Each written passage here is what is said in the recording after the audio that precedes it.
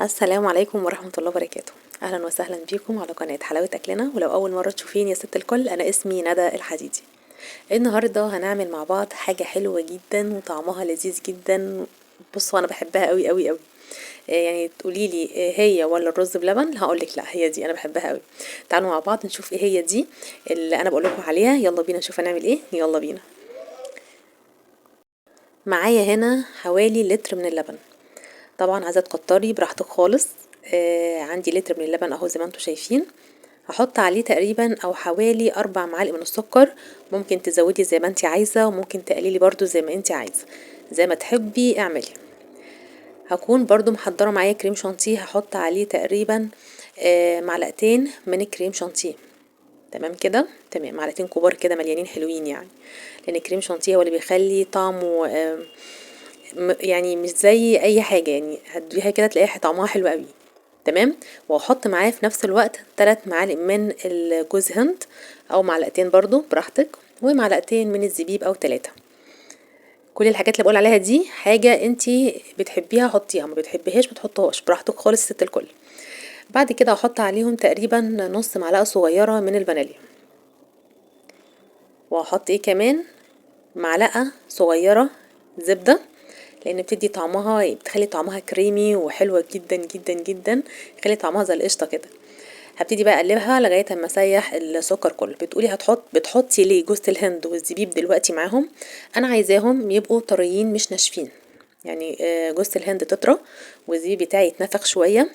وطبعا هكون نقلتها دلوقتي خلاص على النار زي ما انتم شايفين. هديها تقليبه حلوه وهسيبها لغايه لما الزبده بتاعتنا تسيح.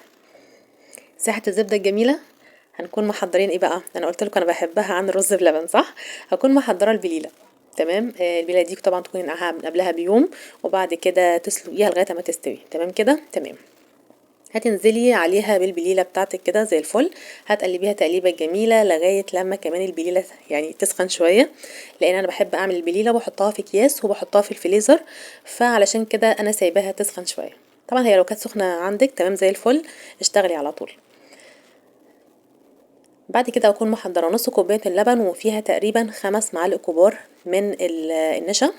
وهبتدي ان انا اضيفهم على اللبن والبليله، وهبتدي اقلبها. افضل اقلب اقلب فيها لغايه لما توصل للقوام اللي انا هوريه لكم ده اهو.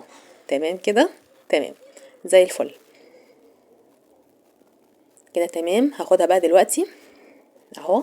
طبعا الزبيب اتنفخ شويه بقى طري، وجوز الهند بقت طريه وطعمت لي اللبن، يعني حاجه كده يا جماعه من الاخر دمار. هتعرفي ازاي انها استوت؟ هتبتدي تعملي بصباعك كده خط على المعلقه من ظهرها.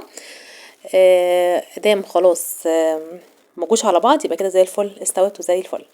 طبعا قدمتها في اطباق جميله ظريفه لطيفه. ودي حوالي يعني قولي كده ربع كيلو من الكنافه، انا محمراه بمعلقه زبده ومعلقتين سكر، علشان بقى يدوا قرمشه حلوه كده فوق الوش. تبقى مختلفه، ما تبقيش زي اي حد. تعملي حاجات تديها لجوزك واولادك يحبوها ويقولوا ايه ده. يعني انا بحب قوي الاختراعات شويه. ان اخلي الطبق بتاعي مختلف عن اي حد تاني. وانتي كمان لازم تعملي ده. جربي. شوفي دوري هتلاقي حاجات كتير جدا هتخليكي مختلفه عن اي حد تاني. هبتدي دلوقتي اوزع الكنافه بتاعتي فوق الوش كويس جدا. بحب املاها انا كنافه كتير من فوق، عشان ما تيجي تاخدي بالمعلقه كده حاجه تقرمش كده وتبقى طعمها حلو. حطي عليها اي مكسرات انتي بتحبيها. جوزة هند، زبيب، كاجو، بندق، اي حاجه عندك حطيها. تمام كده، تمام. طبعا انا بحب قوي المرحله دي لما اجي اعمل اي حاجه، لان بحب اقعد ازوق واعمل حركات كده. طبعا واحط عليه شويه بقى ايه جوزة هند اللي يعني يكسر لي يكسر لي اللون شويه.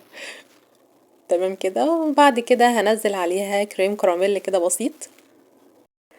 بصي بقى يا ست الكل، لو عجبك الفيديو بتاعي وكنت خفيفة على قلبك والوصفة عجبتك، يا ريت يا ريت تعملي اشتراك في القناة وتفعلي الجرس عشان يوصلك كل جديد. ويا ريت برضو تكتبي لي كومنت حلو زي كده وتذكري لي ان شاء الله في اسمك وانتي منين، لان بحب قوي اعرف المتابعين بتوعي منين عشان اشكركم المرة الجاية على ذوقكم. وشكرا جدا جدا لحبايب قلبي المتابعين بتوعي اللي بيكتبوا لي كومنتات حلوة وبيعملوا لايكات حلوة زيهم. اشوفكم المرة الجاية على خير في وصفة جديدة من وصفات حلاوة اكلنا مع ندى الحديدي. اوعي تنسي الاشتراك وتفعيل الجرس. سلام.